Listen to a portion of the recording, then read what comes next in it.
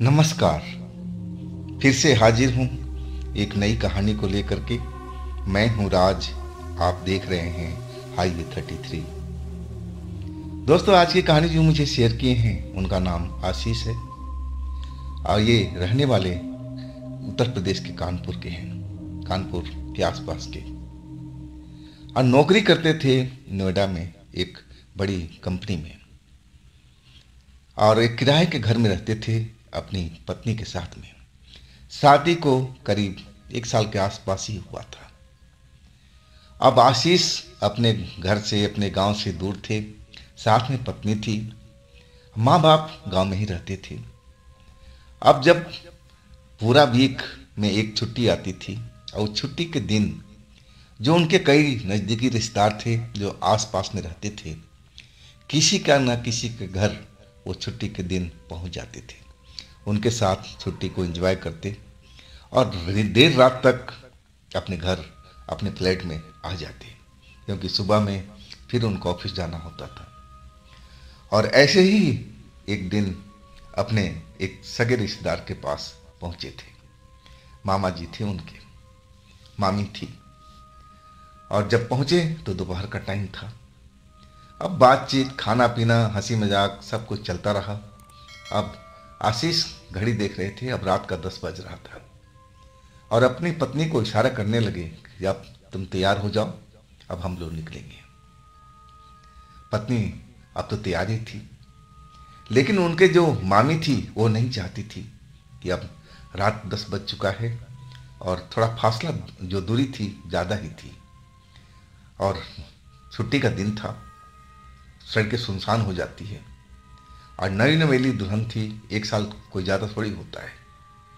अब मामी नहीं चाहती थी कि आशीष अपनी पत्नी को साथ में लेकर के रात को निकले और बार बार मना कर रही थी आशीष को कि आज मत जाओ, आज तुम दोनों लोग यहीं रुको और सुबह जल्दी निकल जाना, अब अपने घर जाकर के ऑफिस मजे से जा सकते हो।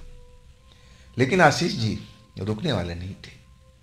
अपने मामा मामी सभी को समझा रहे थे कि देखिए, हम सुबह में जाएंगे ना तो दिक्कत रहेगी, हर काम जल्दीबाजी में तैयार होना पड़ेगा और वो सही नहीं है। अरे हम निकल जाएंगे ना, अभी निकल जाएंगे, कोई दिक्कत परेशानी नहीं होगी, मैं तो रात में चलता रहता हूँ, कोई ऐसी दिक्कत नहीं है, कोई हम लोग गाँव में थोड़ी हैं, हम शहर में हैं और मेरे पास तो अपना साधन है, मेरी बाइक है, नई बाइक है, तो कोई दिक्कत परेशानी नहीं होगी। लेकिन समझाते समझाते, बातचीत करते हुए अब रात का 11 बज गया था। आशीष जी रुकने को तैयार नहीं और जो मामा मामी थे वो भेजने को तैयार नहीं थे। लेकिन अब जिद के आगे जो मामा मामी अब हार गए थे। अब कहने लगे कि भाई अब तुम्हारी मर्जी, हम तो नहीं चाहते हैं कि अब इतनी रात को जाओ।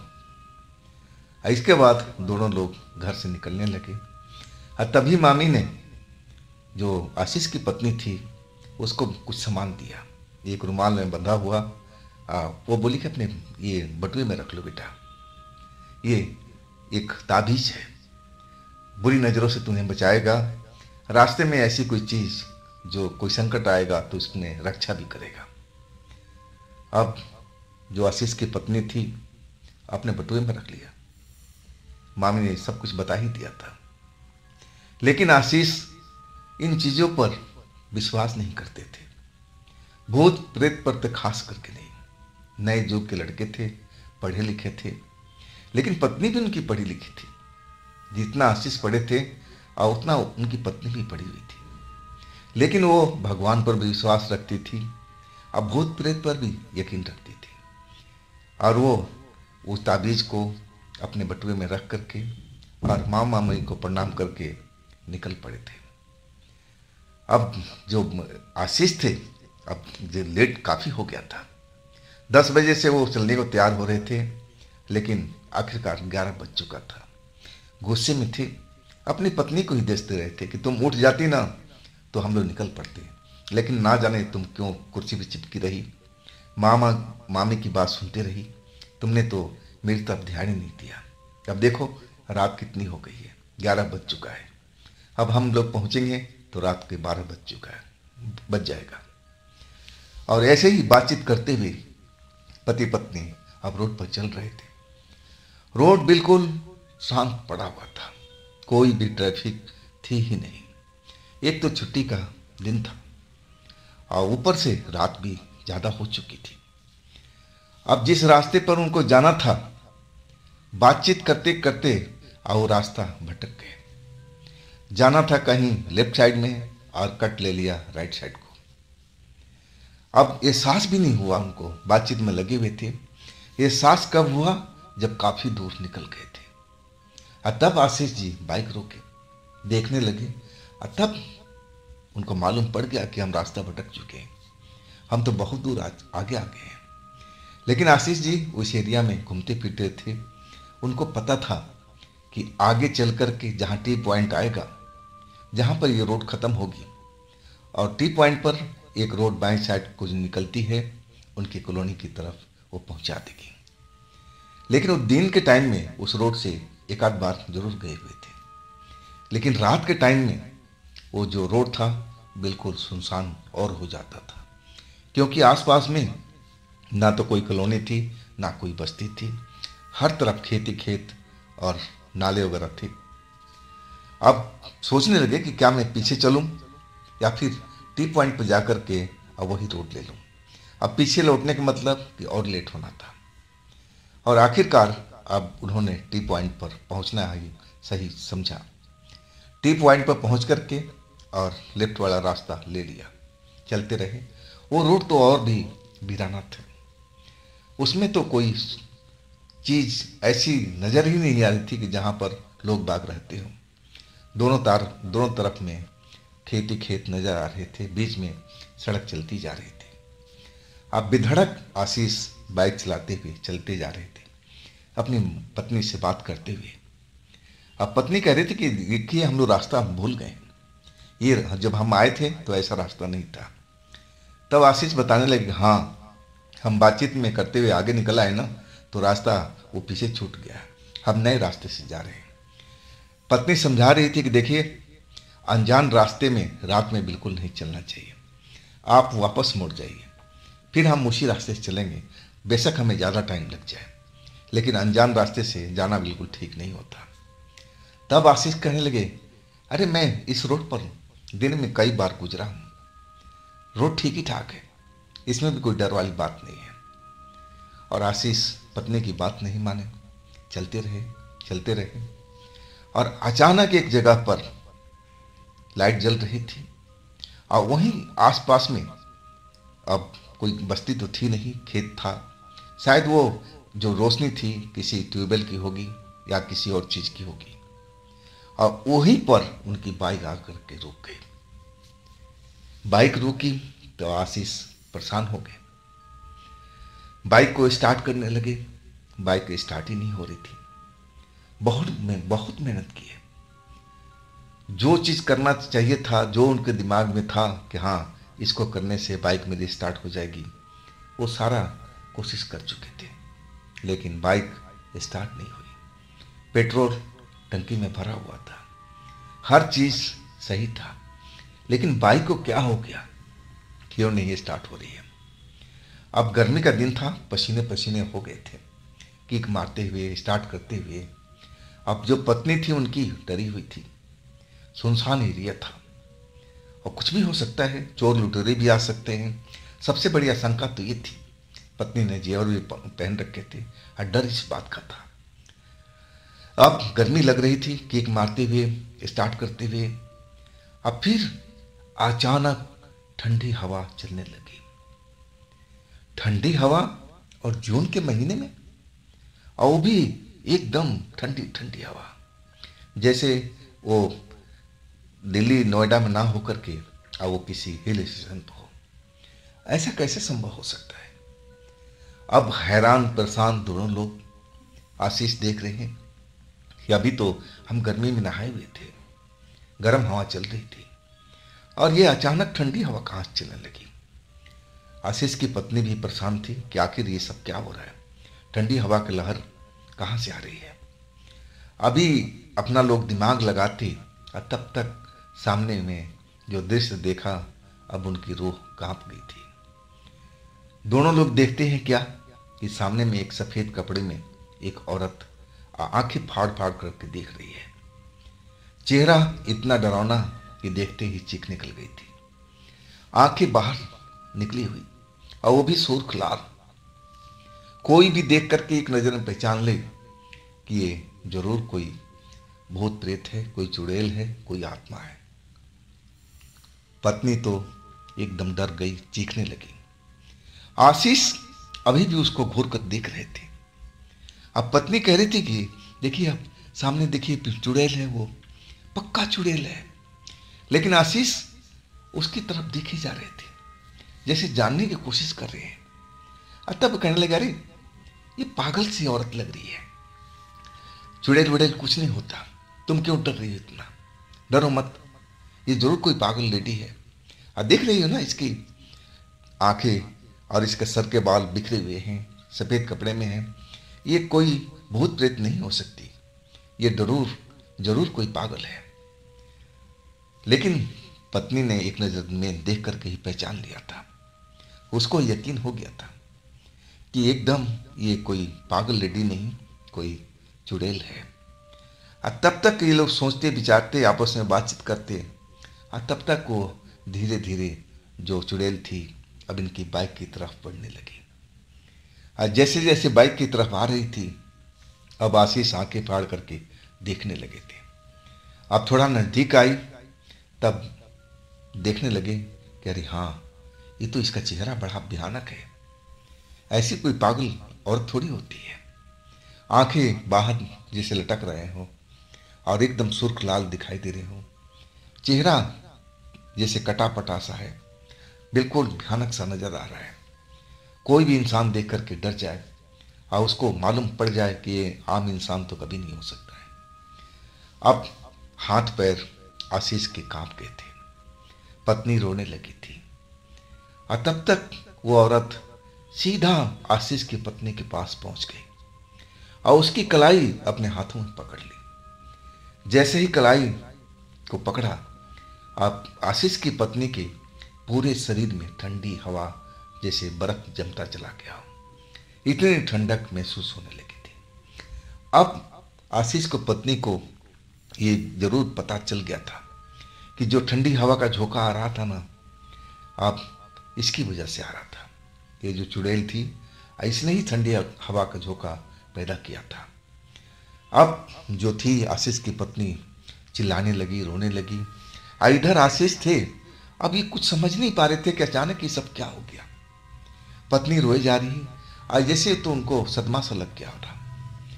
जब पत्नी बार बार चीखने लगी कि बचाओ आशीष बचाओ, ये मुझे देखो पकड़ के ले जा रही है, और तब आशीष का सदमा टूटा और दौड़ करके उस औरत को ढकेलने की कोशिश किया। जैसे ढकेलने की कोशिश किया, लगा कि जैसे वो भी उनका हाथ ठंडा होते जा रहा है, और वो तो मजबूत थी, वो भला क्यों हाथ छोड़ी आशीष की पत्नी क्या। अब आशीष कई कोशिश कर लिए थे, लेकिन वो कलाई नहीं छोड़ रही थी आशीष की पत्नी का। अब आशीष को समझ में आ गया था कि ये जरूर कोई काली शक्ति है और ये आसानी से मेरी पत्नी को छोड़ने वाली नहीं है। अब चीखने लगे, चिल्लाने लगे। उधर उनकी पत्नी रो रही थी, चिल्ला रही थी, और इधर आशीष भी चिल्ला रहे थे, मदद की गुहार कर रहे थे, लेकिन मदद कोई भी नजर नहीं आ रही थी। अब ऐसा वक्त आ गया, टाइम आ गया कि आशीष की पत्नी को खींच करके अंधेरे की साइड में लेके जा रही थी। आशीष गला फाड़ फाड़ करके रो रहे थे, चिल्ला रहे थे कि मेरी पत्नी को छोड़ दो, मेरी पत्नी ने तुम्हारा क्या बिगाड़ा है, तुम मुझे छोड़ दो, हम लोग को जाने दो।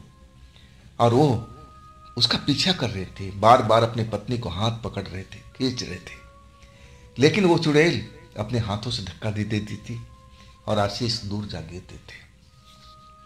अब आशीष के बस की बात नहीं थी, तो समझ चुके थे। और अचानक एक आवाज सुनाई दी। आवाज किसी जेंट्स की थी, अब बहुत ही भारी आवाज थी। वो आवाज सुनकर के आशीष ने देखा कि जिधर में रोशनी आ रही थी, लग रहा था कि वहां कोई ट्यूबवेल होगा या कोई झोपड़ी होगा खेतों में, और उधर से ही एक शख्स आता हुआ दिख रहा था। उसके हाथ में एक छोटा सा डंडा था, सर पर सफ़ेद पगड़ी बांधे, कुर्ते पैजामा में और लंबा सा व्यक्ति दिख रहा था। और चिल्लाया, क्यों शोर मचा रहे हो भाई, क्या हो गया है? और आशीष तो चिल्ला पड़े कि चाचा, अंकल, आप हमें बचा लीजिए, हमें बचा लीजिए, ये चुड़ैल है, हमारी पत्नी को पकड़ के ले जा रही है, चाचा आप जल्दी आ जाइए, हमारी मदद कीजिए। अब वो जो शख्स थे वो आवाज़ लगाने लगे कि तुम डरो मत, डरो मत, मैं आ रहा हूँ, मैं आ रहा हूँ।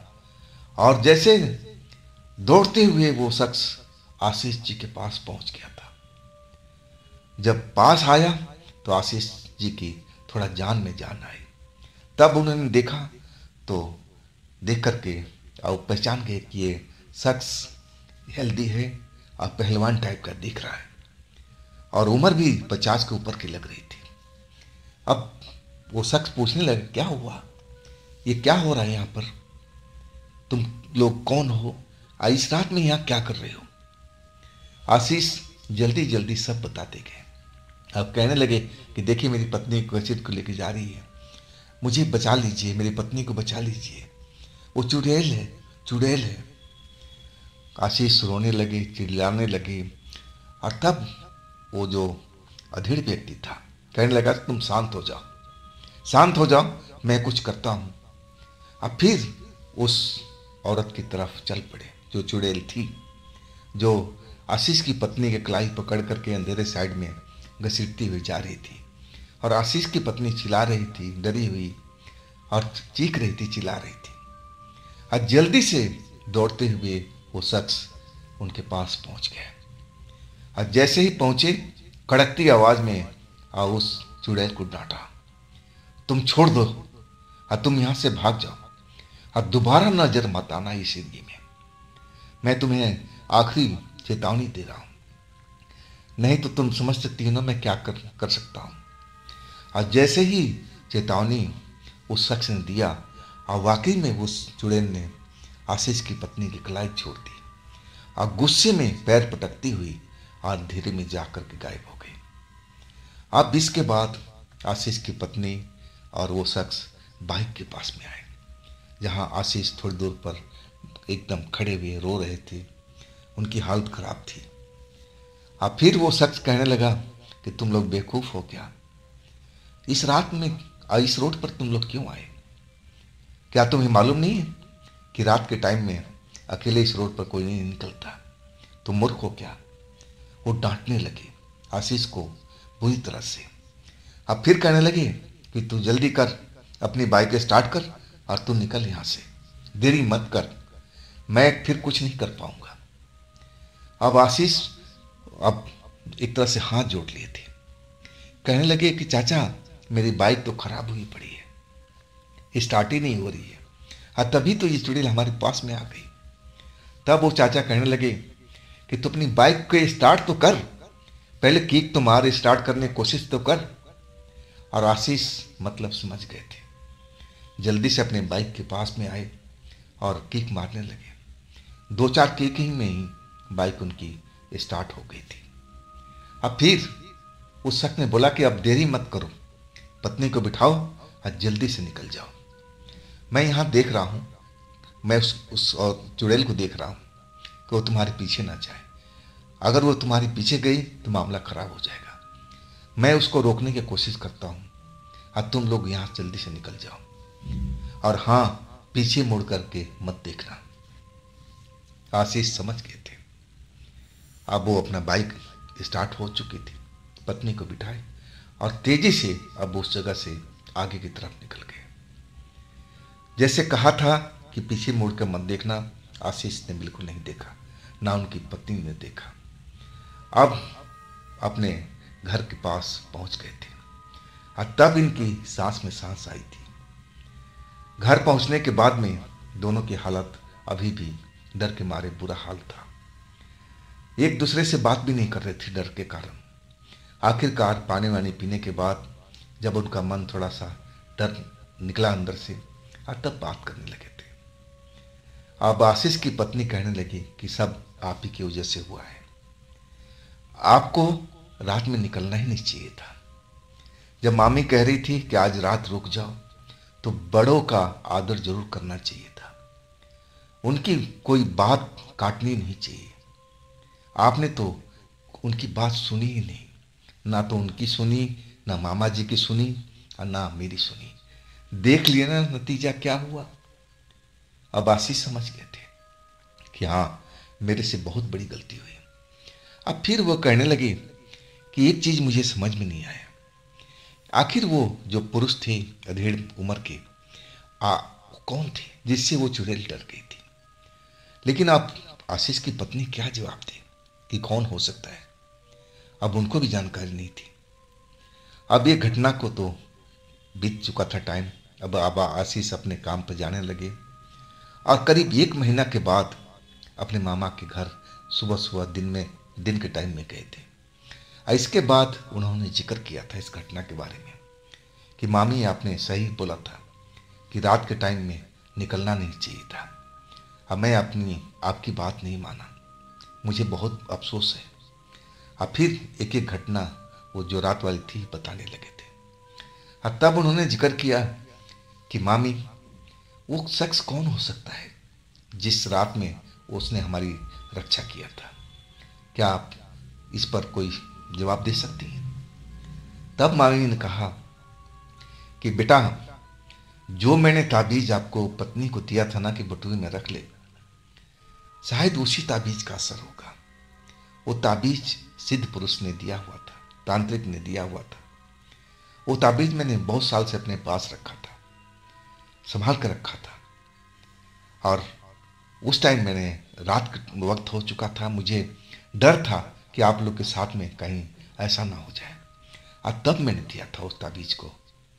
और देखिए, मुझे तो लग रहा है कि उसी ताबीज की वजह से वो पुरुष आया था आपकी रक्षा करने के लिए। और आशीष को समझते देर नहीं रही कि जो मामी कह रही है बिल्कुल सत्य बात है। हो सकता है कि ताबीज का ही असर हो, या हो सकता है कि कोई और भी हो जो ना जानते हो, लेकिन जो भी आया है वो उनका भला ही करके गया। तो दोस्तों, ये थी आशीष जी की कहानी।